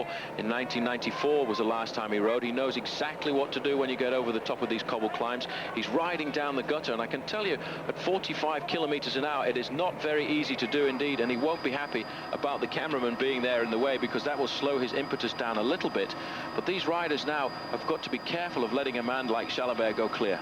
Well, the French last won the Tour of Flanders in 1992 when Jackie Durand went with that long lone break with Thomas Wegmuller and caught everybody napping. And you've got to go back a long time before that to Forestier in 1956 before the French won it. So now they're looking for a victory from Jalabert. But can he do it on his own from this distance out? Well, I don't think so, because the man you've been looking for is here, number 121, Rolf Sorensen. He's seen the danger. He's seen that nobody wants to chase behind. So what he's decided to do is try and go across the gap, because he knows if he can get to Jalabert, the two of them can work together and hopefully consolidate on that lead. But all of the work in this group behind here being done by Museo, and once again TVM there sending probably Peter van Petegem again to try and get across the gap. But if Sorensen can get together with Jalabert, as he is doing as we speak, this could be dangerous.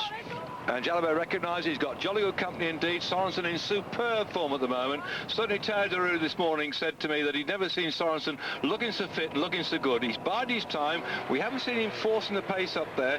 And I suppose to a large extent in this race, Paul, I wouldn't say it's brinkmanship, but somehow how does a rider think, I'll wait to here, I'll wait till there? Because if you don't get it right, you're marooned, aren't you? But now we're seeing two of these top star riders that just seem to have timed it right. Well, I think Sorensen basically based his attack on the attack of Jalabert. Jalabert has felt good for the last couple of climbs. We've seen him at the front. He opened up that gap early on with Johan Museo to try and go clear. And I think because we've got so many separate riders in this group, it's interesting to note that there are hardly any teams with multiple riders there. We've got Claudio Chiappucci from one team, Max Schiandri from another, Maurizio Fondris from another team. They're all on their own. So there's no team at the moment who wants to dedicate themselves to chasing this down, which is actually going to play into the hands of Jalabert, because you've got a group of individuals. Well, this is looking back through that main pack at the moment, as Paul's saying, lots of them out there on their own. The way the selection has gone on in this race since it started this morning, just before 10 o'clock at St. Nicholas. The course which took the riders out like a great big rim of a wheel with Ghent as the hub of it.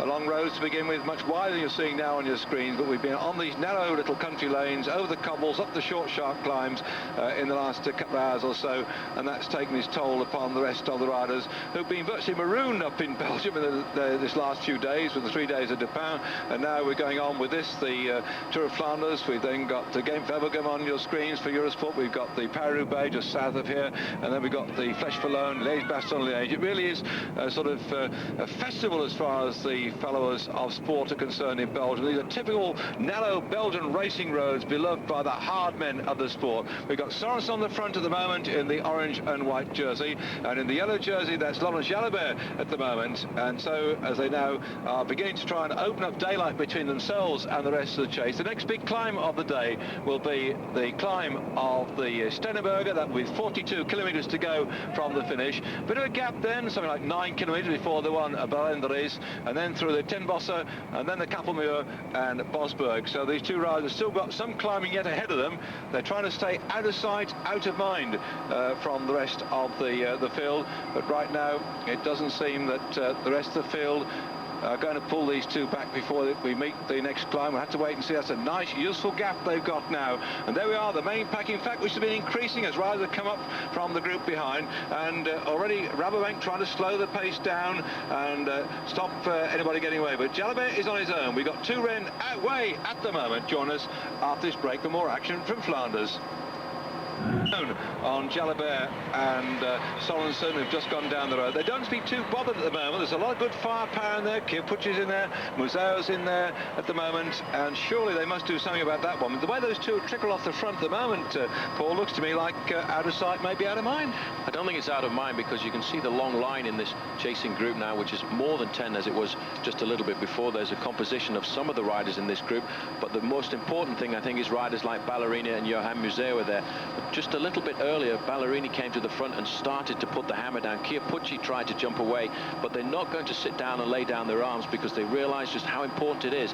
And in fact, I think as we speak, they've closed that gap down a little bit from the 15 seconds that it stretched out to probably just inside 10 seconds now.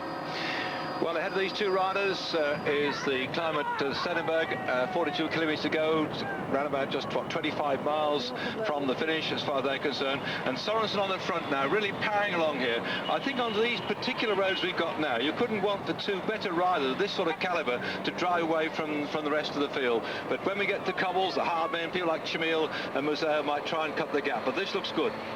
Definitely. Jalabert's got fantastic form at the moment. Everybody said last week if he'd wanted to, he could have won the Criterium International, but in fact he opted to give it to one of his teammates. There's confirmation of the gap. In fact, it's stretched out to 14 seconds from 9, so they are doing an exceptional job. Jalabert allowed his teammate to win. He had the form himself, but he didn't want to push too deeply into his reserves because he wanted to come here to the Tour of Flanders fresh so he could really race. No psychological pressure on him in the International. He helped his teammates, and you can see now that he's really putting on a very good show indeed. This is Henk Vogels at the front, riding for Gan, a great rider. Had a very tough season last year with an injury. He had a problem with his knee. He had a crash when he went out, and he was out of the sport for almost 3 months. Fought his way back, did a very good Tour de l'Avenir with a stage victory there, and at the start of this year he was racing already in a Criterium series in Perth, which I commentated on. In fact, he won 2 of the stages there, looking very good indeed, and I think happy to move away from the Dutch Rabobank to be alongside his own countryman Stuart O'Grady with Gan. Yeah, with Rabobank they've also recruited another Australian, haven't they? Because Patrick Jonker's gone over to backers. They're going back and forth, these Aussies, aren't they? Well, Patrick can't make his mind up at the moment whether to be an Aussie or to be a Dutchman, but he's actually racing with a Dutch licence this year, and I think it's important for Rabobank to get across the philosophy that they want Rabobank to be a Dutch team. They want the importance of making their name known throughout the country. They want to be seen to be helping Dutch cycling, which is why I think Pat Jonker opted to have the Dutch nationality for this year, or a Dutch licence. But I think when it comes round to the Sydney Olympics in 2000, he may well opt to go back to being an Aussie.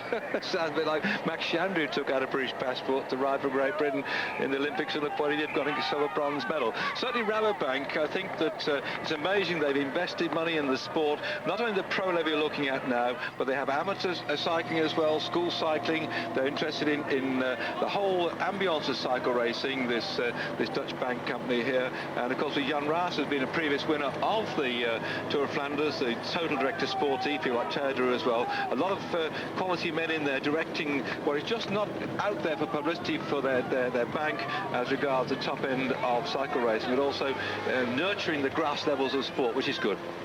Well, Ballerini has got the nod here from Johan Museo. He said, look, I'm feeling good today. You know I'm in great shape. I've just won the Panna.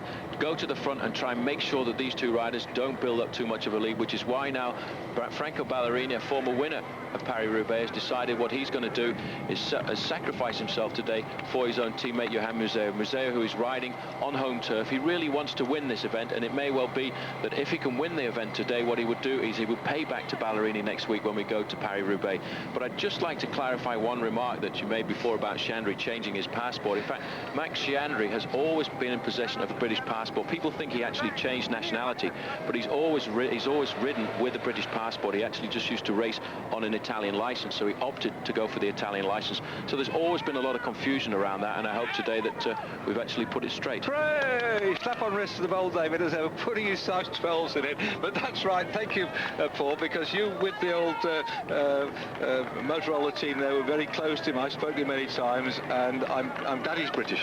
Well, I'm glad he's British too, but a lot of people, not just yourself, a lot of journalists have been surprised by the confusion around Maximilian Chandru's nationality, but he has always been British, and he loves Great Britain. And I was talking to him the other day about the fact that his father lives in the United States, and I said, well, you know, would you think one day you'll go and live in the States? He said, no, I'd much rather buy a house in England. That's nice to know, isn't it? There we are then. So there are the gap, 22 seconds now. It was 15 seconds with something like 40 k's to go, with our two leaders out there at the front at the moment.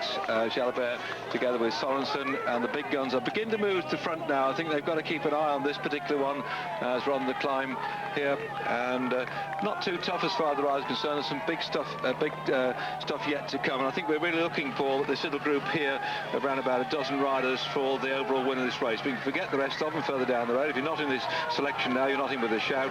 The question is, can our two leaders Sorensen and Jalabert stay away from a group that includes that man Museo, looking for his third victory in the Tour of Flanders.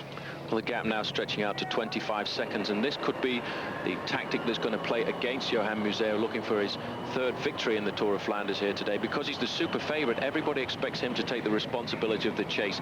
He sent Ballerini up there just a few moments ago to try and encourage one or two other riders to organise themselves to try and chase down these two leaders. But the thing that's happening is they've got to the front, they've lifted up the pace a little bit, but there's nobody wants to help them because they realise Museo is strong, and all the time the advantage is going to these two men now, who are working very well together. There's no animosity between them. Today they're friends. Today, until 5 or 10 kilometres to go, they have to work together as teammates. And Sorensen has been around a long time now too, hasn't he? He's probably, so is Jalabert, but I think after those two, a very seasoned competitor, and is coming into good form, and right now I think has realised that this is a chance they've got, and suddenly at the back end here the chase could be on. Gannerin, there's a couple of the Lotto riders surely, because Chamil I think is in there still, and we found the other Lotto rider too, so perhaps with Chiappucci we could never, another one as well. I think one or two of them might still have a bit of a jump around, but they've got to get rid of this fellow in the rainbow jersey, haven't they? You're quite right, nobody wants to take him anyway. Look at this, eh? Well, talking about Chiappucci, there he is again at the front, putting the pressure on. Museo moving up into second position, but nobody wants to chase just now. It's fascinating. Tremendous, isn't it? But Chamil's watching, and of course the Rabobank bloke won't do anything. You can leave it a bit too late in the end, and we've seen it in the past then when they're going in towards the finish over the climb of the Bosberg, when Van Hooijdonk has gone away a couple of times just towards the ride-in. We saw last year the final climb, 15 k's to go, when the winner steamed off and left them all for dead, Bartoli. So there's still a lot to go on. This race is not over and done with by any means yet. Stay with us on Eurosport. The 81st edition of this great and famous race, which dates back right the way to 1913, when the Belgian Deman won it. In fact, the Belgians dominated this race right the way through until about 1948, when Magny of Italy managed to win it 3 times on the trot. It's a well-established and old race, and one of my our viewers on Eurosport said, hang on, there's old races as well that go back a lot further than that. The Anfield 100 dates back to 1889. Well, that's on the flatlands round about Shrewsbury. You're looking at the course here, which the riders have yet to take on before the finish at Mabeka. Still some climbs yet to come on this tremendous race round Flanders.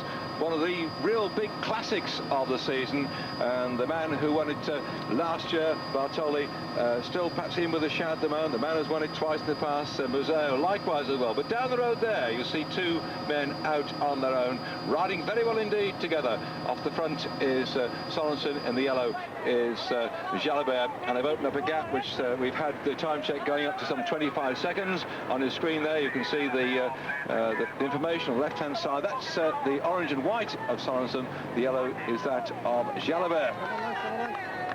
Right, Paul, you know, we've been watching this thing grow all the time. We've been sitting on tenterhooks to see if they're strong enough to stay away. We've still got some sort of lumpy climbs yet to go. Do you think someone like Museo could bounce away on those climbs and catch them? Well, what the riders in that group behind have to do is make sure they can get to at least the bottom of the Mur de Grammont with Jalabert and Sorensen, because if they don't, just 21 kilometres from the top of the Mur to the finish makes it very difficult indeed to come back.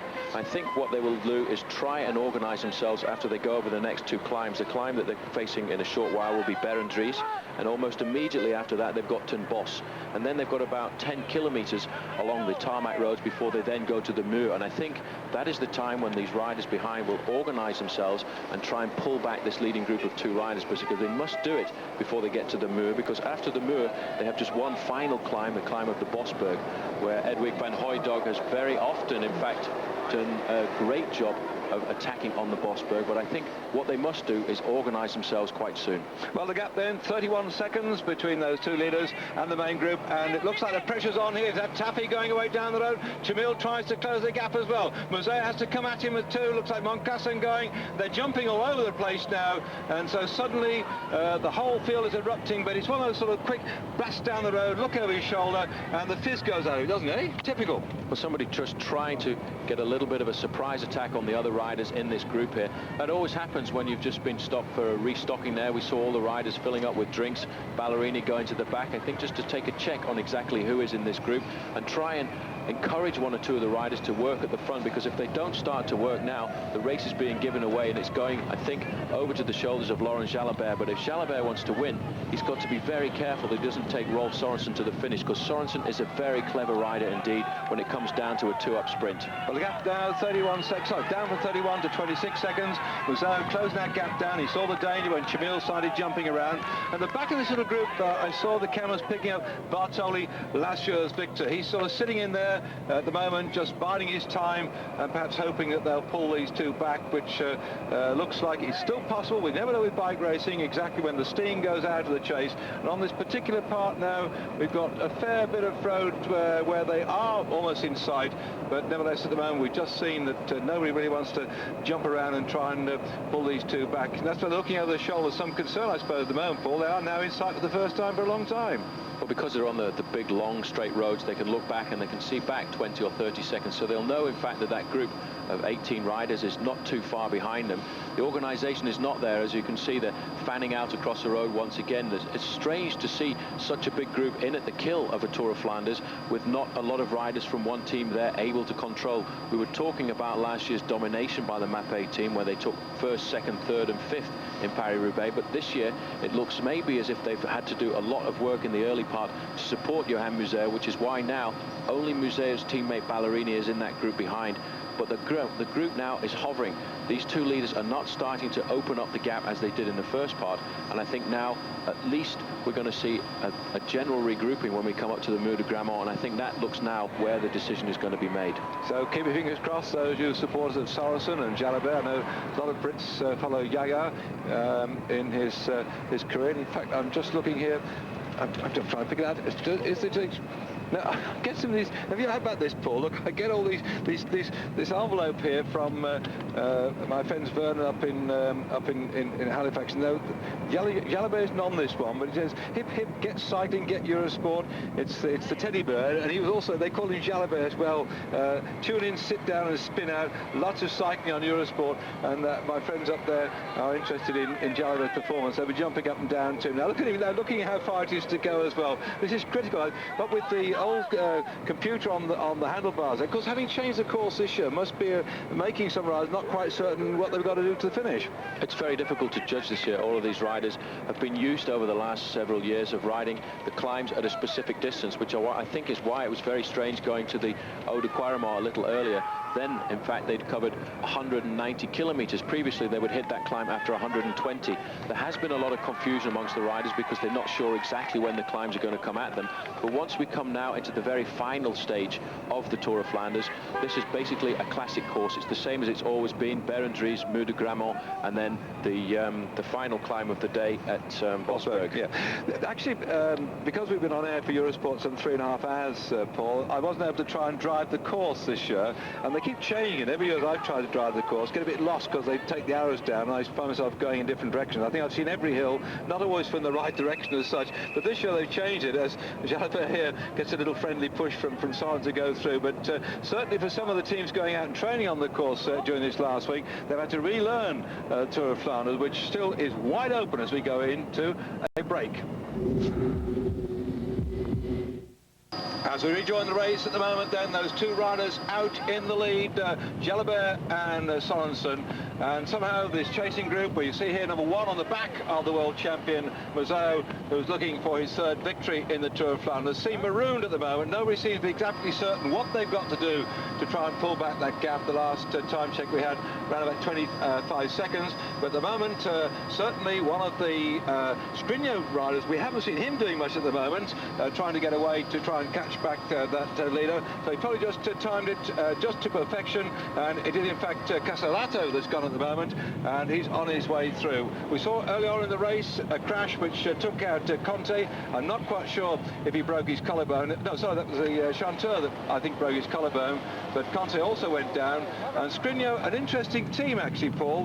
They've been consistently picking up successes last year. I mean, Guali got 14 successes, a small team, a low budget team, but they seem to be able to pop pop up and get a success there. But right at the moment, amazing to see them here in this race going so well. Amazing to see this, though. This is Franco Ballerini. He was trying to work before for Johan Museo. He was in that group there, driving it along, and he realized that there was a checkmate, a stalemate taking place. He wasn't able to bring it all back together, so the best way to take the sting out of the chase is actually to go away and attack on your own. There's been a crash at the back. In fact, Museo has gone down. He's down there. He's got his bike locked together with Bruno Boscardin, and he won't be happy with that at all. They can't get the bikes apart. This is quite remarkable. Knit one, purl two, put three together. Why don't they knock the wheel out? Oh, that's awful, isn't it?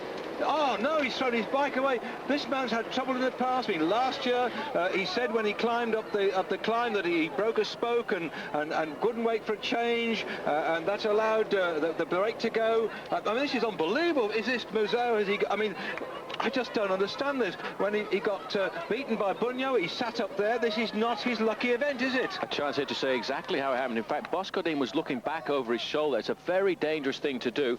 There was a slowing in the main field. He touched the back wheel of Johan Museo and brought down Museo. It wasn't Museo's fault, but Sorensen now is going clear of Jalabert on the climb. Ballerini's come up to him, and it could well be that we've got a change in the face of the whole race now with 3 leaders, but Jalabert now looking to be in a little bit of difficulty. You're watching it live on Eurosport then.